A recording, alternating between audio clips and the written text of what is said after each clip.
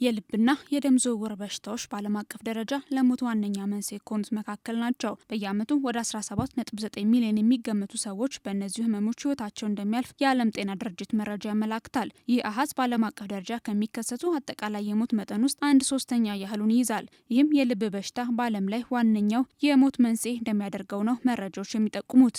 የልብ ህመም ሲባል እንግዲህ ልብ አንዷና ዋናው የሰውነታችን አካል ናት። ስለዚህ የተለያዩ ክፍሎች አሏት። ጡንቻ አላት፣ ደም ስር አላት፣ ኤሌክትሪክ ሲስተም አላት፣ ማቀፊያ አላት። ስለዚህ ከነኚህ ውስጥ አንደኛው ችግር ሲኖርበት የልብ ችግር እንላለን። ለምሳሌ ከቶንሲል ጋር የተገናኘው የልብ ችግር ቫልቫችን ወይም የልብ በር ያጠቃል። ስለዚህ ይሄ ደግሞ እኛ ሀገር በተላላፊ ከሆነ ወይም ከቶንሲል ጋር ኢንፌክሽን ነው፣ ግን ዞሮ በኋላ የልብ በር ያጠቃል። ሌላው ደግሞ የልብ ደም ስር ችግሮች አሉ። አጣዳፊና የልብ ደም ስር ድንገተኛ ገዳዮች ናቸው። ሌሎችም ቅድም ያልኩሽ የልብ ምት ችግር፣ የጡንቻ ችግር ያለ ይቀጥላል። ስለዚህ የተለያየ የልብ ችግሮች አሉ። በአብዛኛው ግን የልብ ደም ስር ችግርና የቫልቭ ችግር በጣም ጎልቶ ይታያል እኛ ጋር። በየዓመቱ የሚሊዮን ሰዎችን ሕይወት እየቀጠፈ የሚገኘው የልብ ህመም በርካታ መንስኤዎች እንዳሉት የሕክምና ባለሙያዎች ያነሳሉ። ሕክምና ያልተደረገለት ከፍተኛ የደም ግፊት፣ የስኳር መጠን፣ በቂ አካል ብቃት እንቅስቃሴ ያለማድረግ እንዲሁም ተደጋጋሚ የቶንሲል ህመም ዋነኛ ምክንያቶች መሆናቸውን የውስጥ ደዌና የልብ ሐኪም የሆኑት ዶክተር ከፈለኝ ደረጀ ተናግረዋል። የልብ ችግሮች ከህፃን እስከ አዋቂ ነው። የህፃናት ብዙ ጊዜ ችግሩ ህፃናት አብሮ በመወለድ ነው፣ በተፈጥሮ የመጣ ችግር ነው። ክፍተት ሊሆን ይችላል፣ ጥበት ሊሆን ይችላል፣ ኮምፕሌክስ ሊሆን ይችላል። ያ በተፈጥሮ የመጣ ችግር ነው። ሌላው ግን ካደግን በኋላ የመጣው ችግር ተፈጥሮ የሚመጡ ናቸው፣ ከተፈጥሮ በኋላ የመጡ ናቸው። አጋላጭ ነገሮች አሉ ማለት ነው።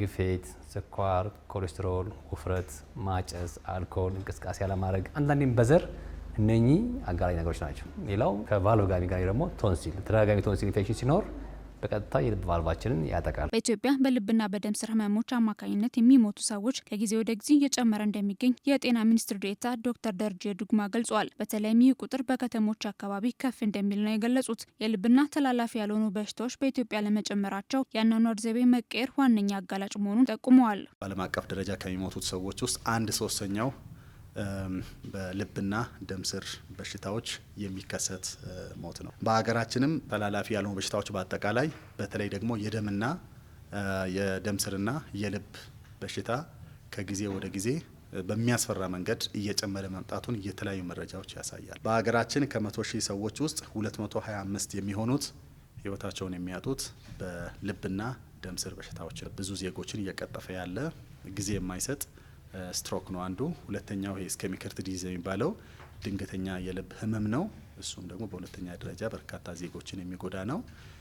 በሶስተኛ ደረጃ የሚመጣው ሃይፐርቴንሽን ወይም ደግሞ ከፍተኛ የደም ግፊትን ተከትሎ የሚመጣ የልብ በሽታ ነው። የልብና የደም ስር ህመሞችን የአኗኗር ዘይቤን በመቀየር የአካል እንቅስቃሴ በማድረግና የአመጋገብ ስርዓትን በማስተካከል መከላከል እንደሚቻል ተመላክቷል። 80% የሚሆነው የልብና የደም ስር ህመሞች መከላከል እንደሚቻል የተገለጸ ሲሆን ጤና ሚኒስቴር የቅድመ መከላከል ስራዎች እየሰራ መሆኑም ተጠቁመዋል። አጠቃላይ ተላላፊ የሆኑ በሽታዎች በተለይ ደግሞ የልብና የደም ስር በሽታዎች ትኩረት እንዲያገኙ በየጊዜው ማህበረሰባችንን ማስተማር፣ ግንዛቤ መፍጠር ስራዎች ተሰርቷል።